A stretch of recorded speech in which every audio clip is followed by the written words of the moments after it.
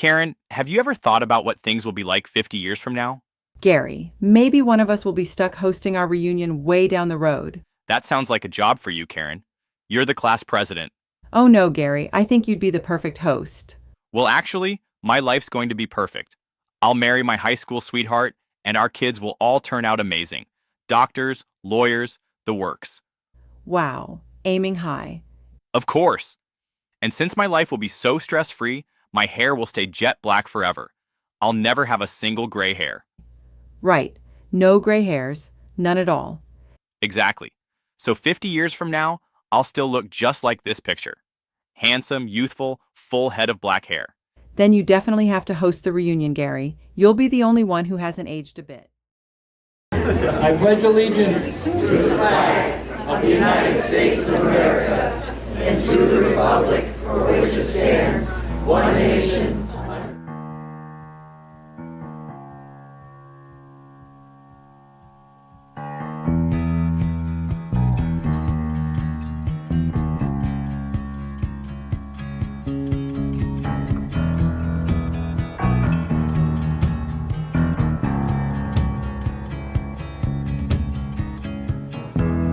My little town, I grew up believing God keeps his eye on us all. And he used to lean upon me as I pledged allegiance to the wall. Lord, I recall my little town coming home after school, flying my bike past the gates of the factories.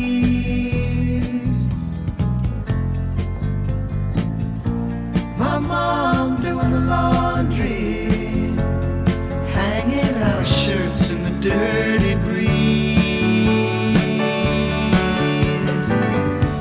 And after it rains, there's a rainbow, and all of the colors are black. It's not that the colors aren't there, it's just imagination. So from that, we also want to hear from our president as a welcome. Karen, the funeral as business. As most of you remember, I probably don't need a microphone. I don't have any prepared notes. You can thank me for that later.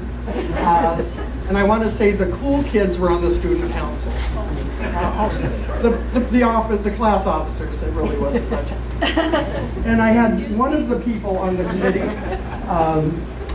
said something about the effect that the class president is involved with the reunions. And I don't remember that at my inauguration ceremony. Had I known that, I would have had one of my henchmen break into an office here in Monson. I'd be exposed. I'd have to resign in disgrace, and I would have been helicoptered off the lawn of the high school. Anyway, it's so great to see so many of you. Everybody looks great. Why is it for me? I have to thank, is that me? No, I don't. All right. No, I hope it's not me. It's delightful. I'm going to single her out. She's going to be like, no, no, no, and if I'm wrong, say so. Laura is the one who really got this whole thing going. And you did. You did.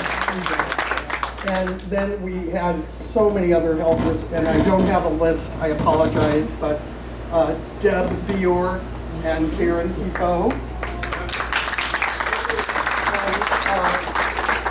Linda Plumley. And I know I'm forgetting. Who am I forgetting? Oh, God. How can I forget? We have a new classmate, by the way. Her name is Lynn. And that's Scott Seagren and his wife. I mean, Laura, I'm sorry. They did so much with us. Laura did the hors d'oeuvres, or the appetizers.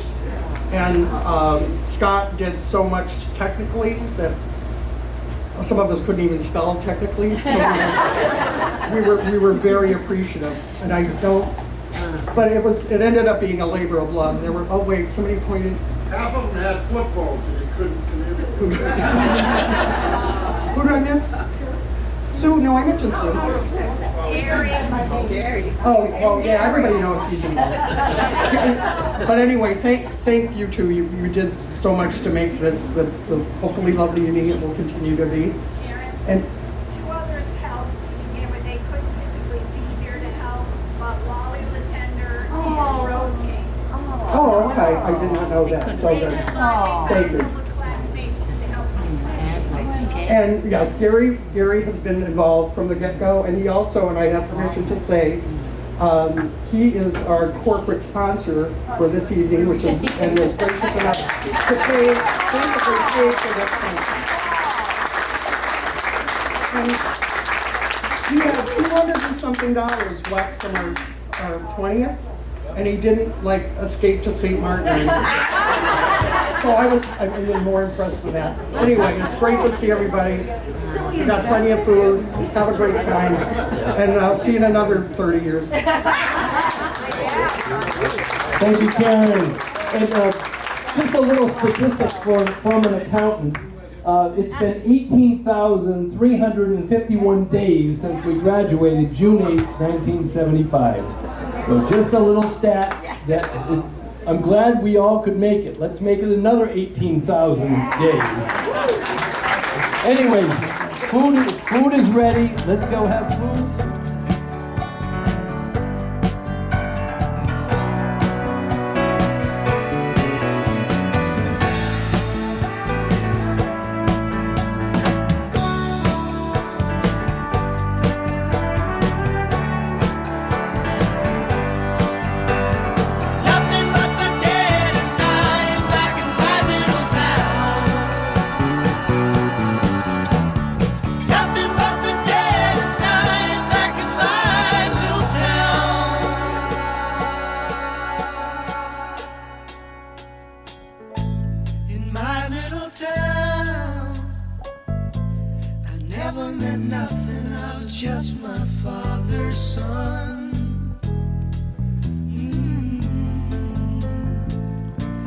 Saving my money, dreaming of glory, twitching like a finger on the trigger of a gun.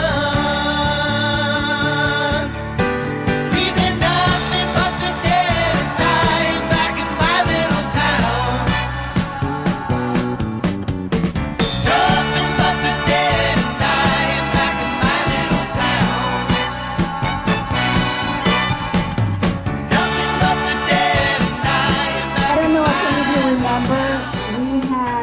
High school alma mater song, and I tweaked the last two lines to designate tonight, but if you remember any of it, please sing along. We will sing to thee, dear Monson, alma mater, blue and white. All the things our colors stand for, love and honor, truth and might. 50 years has gone by quickly, finding us drifting far apart. We will cherish all the memories, Monson High School, proud thy name.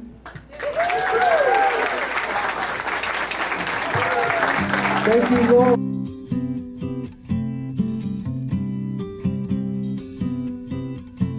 I learned the truth at 17, that love was meant for beauty queens. In high school, girls with clear skin smiles, who married young and then retired. The Valentines I never knew, the Friday night charades of youth, were spent on one more beautiful. At 17 I learned the truth. And those of us with ravaged faces lacking in the social graces, desperately. I gotta tell you, that was 18, and we used to go, and Dave Miziazik and myself would have a beer beforehand. Because I'd steal a beer out of my father's refrigerator.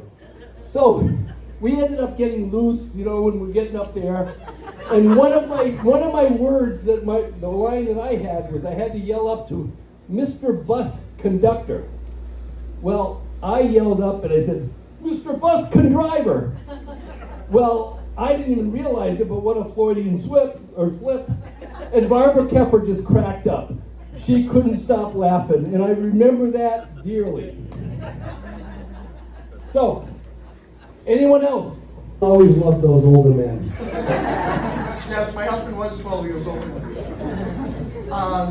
So school ends, I'm walking to the bus on the sidewalk in the winter. Slip, fall, feet up in the air. I'm laying on the sidewalk, and who comes over? He goes, "You okay?" And it was the scene. I was like, oh, I just wanted the ground. I was just so mortified. Then Julie Player and I joined the tennis club. And as you all know, I'm very athletic. Well, it was probably 7th or 8th grade. Stanley Sarnacki was a very good tennis player. And he was like a junior or a senior.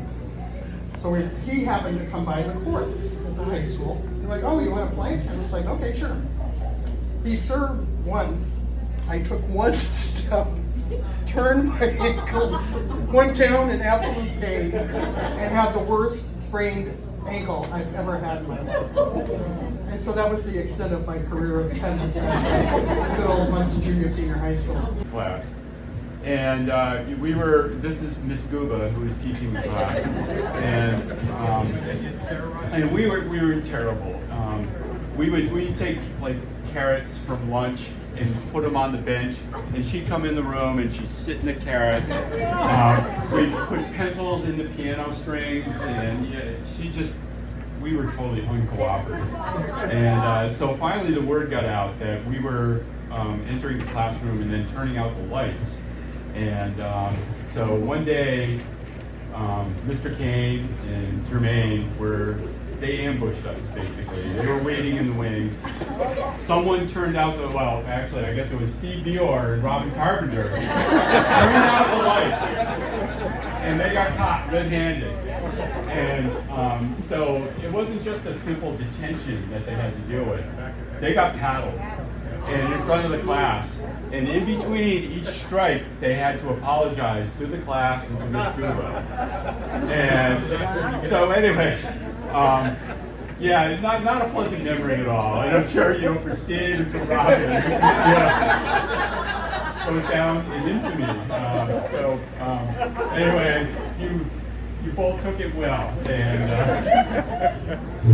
it was Steve wants to say something. Yes.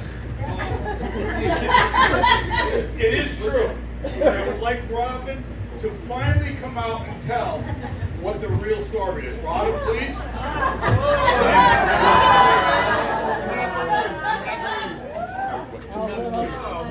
I'm sorry, but I want Robin to say it. I was hoping this never came up.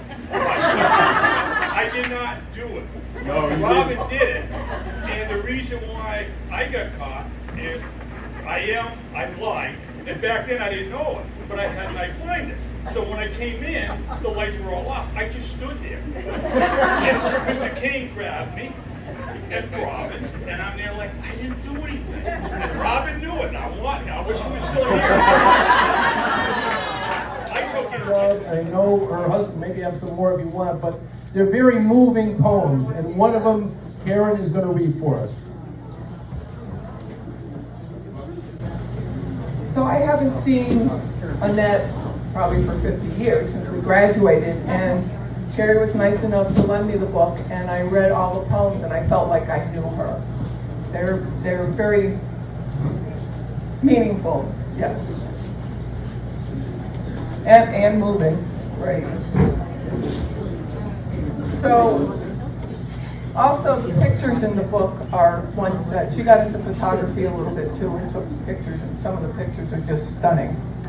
So the one I chose was Me in a Field of Memories. It was an April afternoon. The air was brisk, the sky was clear. I walked out to the middle of the field and sat down. The wind blew hard across my face. A hawk flew overhead with peace within its glide. I could hear the brown leaves skipping over the pale green field. The birds were singing and the brook ran swiftly. The grasses that were missed from last fall's harvest swayed in the breeze. Then a gust of wind came. The trees swayed to and fro. A dog barked, a door slammed, a car whizzed by. The birds stopped singing, the hawk flew away, the wind calmed. All that was left was me in a field of memories. I'll put this on the bar, and if anybody wants to look at it. She has one, she passed away from MS. So she was in a wheelchair and then... Remember those who win the game, lose the love they sought to gain, in debentures of quality and dubious integrity. The small town eyes will gape at you in dull surprise when payment due exceeds accounts received. It's 17.